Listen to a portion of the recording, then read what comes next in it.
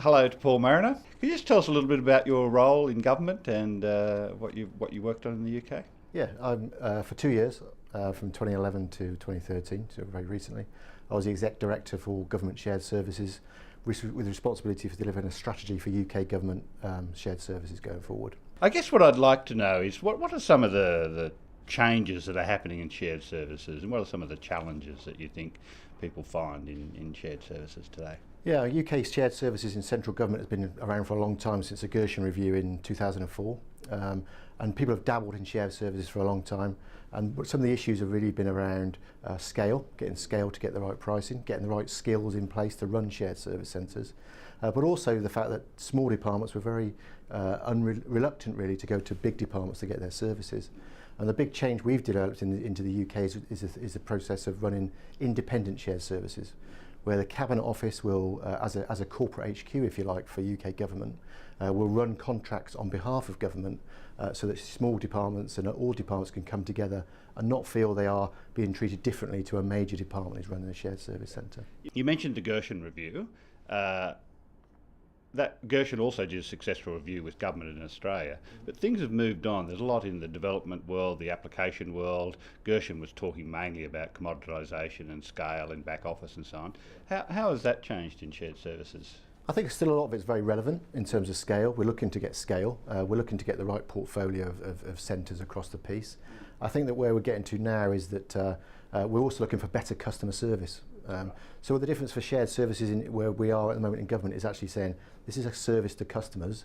You have to be benchmarked, you have to be performance managed against your services so that people can then have a choice about where they go to. And actually you're driven by competition and you're driven by quality, as well as that low price that we're all looking for as taxpayers. In terms of the successes and failures that you might have experienced, what lessons do you think you could provide us about that?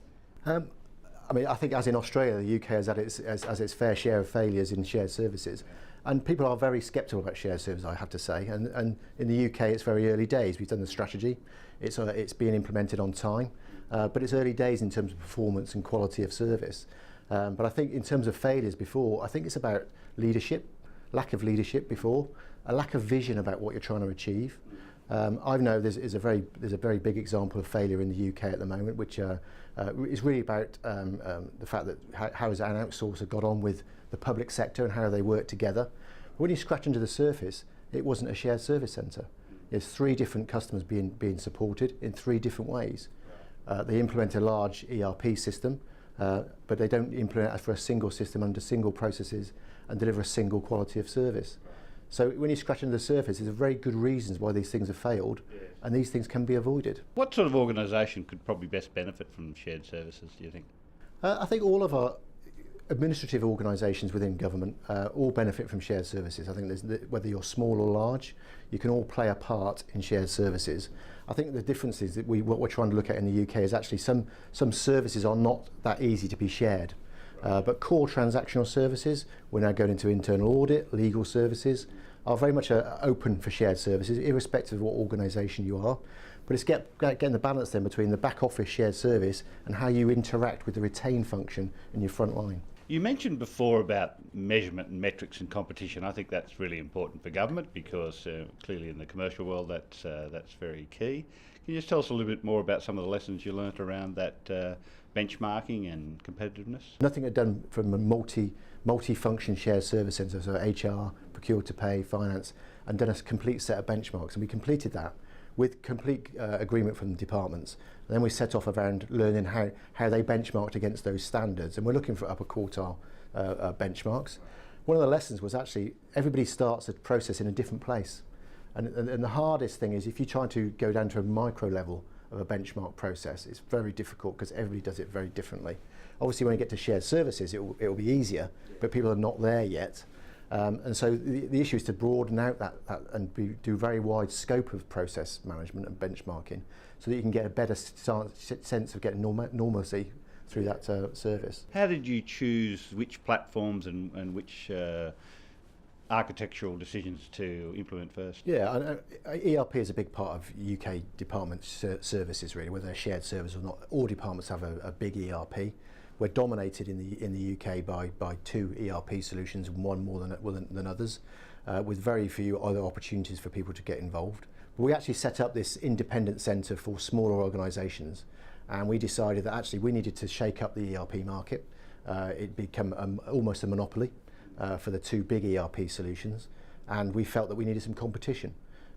So we ran a competition to outsource one of the independent centres, and it's ERP agnostic, but we really did hope that we're going to get a new way of working, and luckily we did get a new way of working in that, and we brought a tier 2 ERP solution in, and that has really shaken up the views of all ERP systems, and I think they're all as good as one another. And actually ERP generally in government, we use it for finance, HR, procure to pay.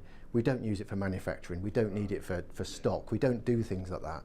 Why do we need big ERP systems that actually bring a huge cost of ownership? And actually, as a taxpayer, I felt we could do something better than that. So we introduced in our strategy the concept of looking at tier 2 ERP solutions. How do you really convince the smaller agencies that they're not going to lose their independence?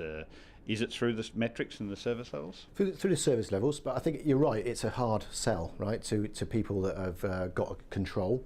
But because of the shock of the financial crisis, we start to tell people you cannot afford to run your own back office function. You're too small. So let's join a shared service centre. We effectively treat all customers as equals. They have the same SLAs, the same KPIs. We manage that on their behalf, and actually we take away a lot of the pain so that they can then concentrate on their frontline service.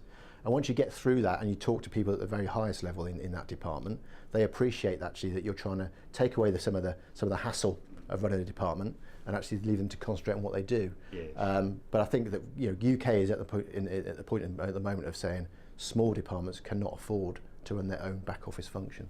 So I saw the output of your strategy document, but can you tell us a little bit about the process of how you went about initiating that and executing the strategy plan? Yeah, I think that I started this in August 2011, and I was given 8 weeks to come up with a strategy for UK central government, which we did, we achieved, and but it then took another year to get it approved by all departments, and although it was approved at a senior level after 8 weeks, the actual approval on the ground took a year to do. But one of the things that we found about the strategy addressed the issues that everybody had been talking about. So the issues around what do we lose accounting officer control? What do we do about VAT if we can't claim it back? Does that increase our cost by 20%? We look to address all of these things, and particularly the independence issue of we don't like being governed or having our service delivered by a big department because their interests are with the big department. So we made sure that the strategy focused on addressing the issues, and people then could not argue about the strategy because it actually said, and it addressed their problems. And the National Audit Office, who were very critical at the time of UK Shared Services, have welcomed the report, and the CBI in the UK, and felt that it addressed the issues and it was a good step to move forward. And actually a pragmatic step, because it's not about shucking everything out and starting again. Because a lot of people in the UK have done a lot of hard work on shared services, but it needed to go to the next level. It needed to go to that customer service level, and that's what we tried to address in the strategy.